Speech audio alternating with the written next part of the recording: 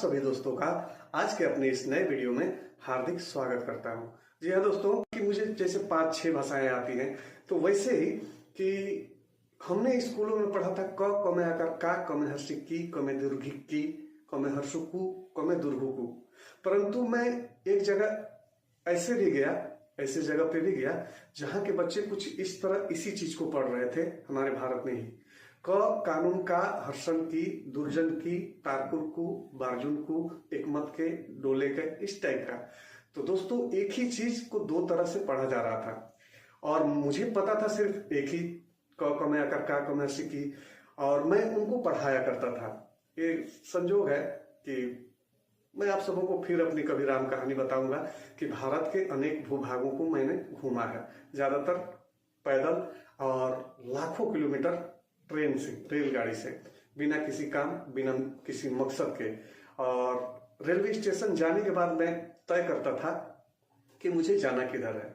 तो पहले जिधर की गाड़ी आती थी मैं उधर को ही जाता था। और कभी कभी टिकट निकालने के बाद मुझे ये पता चलती थी, उस टाइम जमाना इतना फास्ट नहीं था, हाथों हाथ मोबाइल फोन नहीं थे, खबरें तुरंत मिला नहीं करती थी।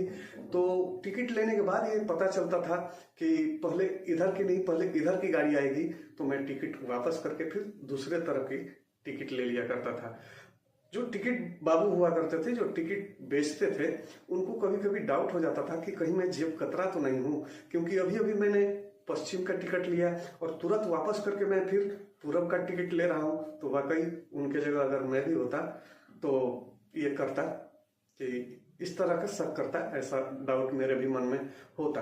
और क्यों मैं इस तरह से घुमा करता था ये मैं फिर कभी बताऊंगा, अपनी राम कहानी जो है। तो दोस्तों अगर आप इच्छुक हैं तो आपको कई भाषाओं को जानने सीखने में मदद मिलने लगेगी। कि वो कहते नहीं है कि दिल से आप किसी चीज को चाह लो, ठान लो, तो पूरी कायनात उस चीज को करवाने में आपकी मदद करने लगती है। तो सेम वैसी भाषाओं का भी है। जी हाँ, अगर आप चाहें तो सीख सकते हैं, बहानेबाजी नहीं चलेगी। तो अब चलते हैं हिंदी पट्टी में ही। अभी की जो हमारी हिंदी पट्टी है, जिन राज्यों के नाम आपको पता है, ज्यादातर हिंदी बोलने वाले राज्य उत्तर प्रदेश, बिहार, छत्तीसगढ़, मध्य प्रदेश, झारखंड, इस टाइप के राज्य जो हैं जहां हिंदी अच्छी तरह से बोली और समझी भी जाती है, वहां के शहरी बच्चों में कुछ बच्चे आपको इस तरह भी मिल जाएंगे दुकानों पे, मेरे भी दुकान पे आते हैं, कि अगर वो पूछते हैं कि कितने का बिल हुआ और मैं उन्हें 76 कहता हूं, तो थोड़ा सा वो तो दुकानदार समझ जाता है और फिर 76 बोलता है। वो तो गनीमत है कि हम उस जमाने के पढ़े लिखे थे कि हमें 76 भी पढ़ाया गया था और 76 भी पढ़ाया गया था। तो पता नहीं खामी कहाँ है, कहाँ कमियां रह गई हैं। और ये तो जरूर है कि तब के समय में हमारे अभिभावकों के पास दादाजी हो, चाचा जी हो, उस टाइम एकल परिवार कम हुआ करते थे, सम्मिलित परिवार अधिक हुआ करते थे। कि जरूरी नहीं था, फिर जरूरी नहीं था कि परिवार के सभी सदस्य काम पर जाएं, कुछ कुछ लोग घर पे मिल जाया करते थे, तो उनसे भी बहुत चीजें सीखने को मिल जाया करती थी। हम उस जमाने के हैं जब हमें गगन का मतलब आकाश पढ़ाया गया था, जी हाँ, और पवन का मतलब हवा, निशा का मतलब रात्रि पढ़ाया गया था।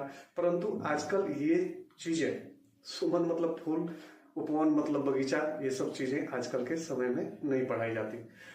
अब क्यों नहीं पढ़ाई जाती हैं ये मुझे नहीं पता, परंतु मुझे जहां तक लगता है कि अब वही पढ़ाया जाता है जिससे आपका पाला जीवन में पढ़ने वाला है। जी हाँ, अगर आप हिंदी में कुछ डॉक्टरेट या वो मास्टर डिग्री हासिल करना चाहते हैं तो शायद आप ये सब चीजें तलाशेंगे, खोजेंगे, उन्हें जानेंगे, उन्हें याद करेंगे, क्योंकि ये आपके विषय से रिलेटेड है। परंतु जो कंप्यूटर साइंस कर रहे हैं उन्हें निशा से क्या मतलब, उन्हें प्रभात का अर्थ सवेरा होता है, इससे क्या मतलब।